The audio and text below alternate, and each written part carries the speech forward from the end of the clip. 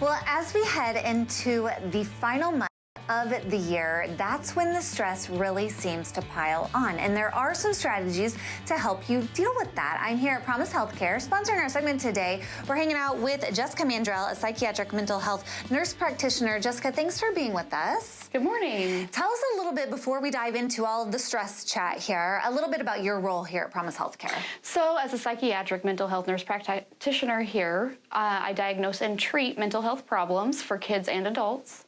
I work with a team of counselors, and then there are also 2 psychiatrists and other nurse practitioners here that treat.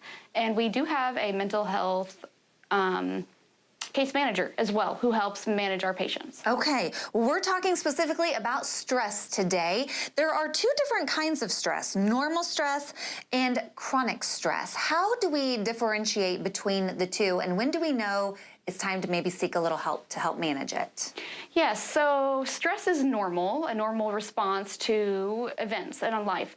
So a relationship problem, a deadline at work should create stress, and it helps you, it's called eustress, and it helps you get through a problem. However, if you are having stress to a point where it's interfering with your relationships, your sleep, your eating, you aren't functioning at your baseline level, that becomes a chronic stress, a problem. We need to seek help at that point. What are some of the long-term effects that you may experience if you let chronic stress kind of consume you and take over and you don't get help for that? So chronic stress is a huge problem because it causes both physical and mental health problems. So physically, we're looking at developing some blood pressure problems and other health issues, but mentally you might get into a depressive state or have panic attacks, more problems with sleep and appetite. There are some strategies that you can utilize to help you manage stress, including some breathing exercises. Do you encourage those? Absolutely. So there are several different breathing exercises. One is diaphragmatic breathing, which is where you're doing deep breathing into your belly, and we're doing counting just to keep track of the breathing, and that helps soothe the nervous system, because when we're stressed, our body goes into fight or flight. It doesn't know that a psychological threat is not a physical threat, so your adrenaline surges.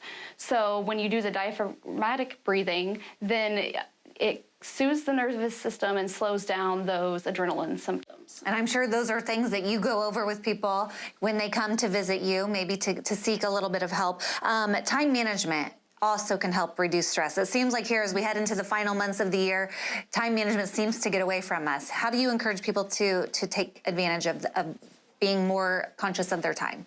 Absolutely. So when we get overwhelmed with the number of tasks we have to do, that definitely drives stress to the roof. So instead, you should kind of set a prioritization list where what do we have to get done and what can go to the wayside if need be.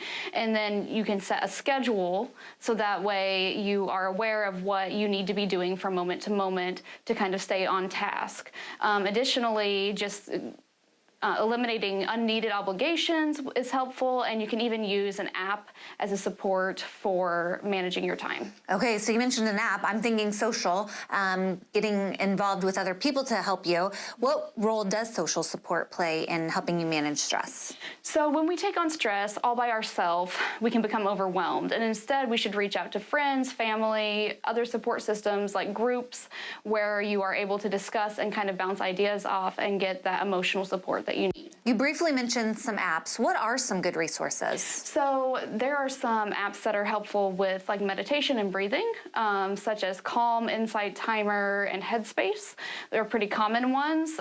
In fact, there's actually also on Netflix, there is a series by Headspace that is really helpful with both of those topics. Very good. Okay, so how does someone create a daily routine that's going to help eliminate some stress in their life?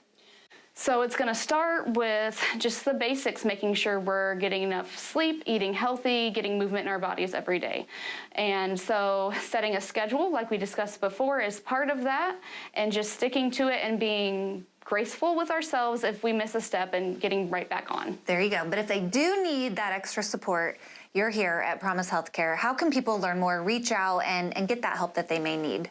Yeah, so we have our website, which you can look at, and you can always call and schedule an appointment with myself or one of our other healthcare providers. Very good. Jessica, thank you so much. These are great tips for people who may be experiencing a little bit of stress this time of year. And if you want to learn more about how to manage your stress or connect with our friends here at Promise Healthcare, who we do thank for sponsoring our segment today, we'll connect you at ciLiving.tv.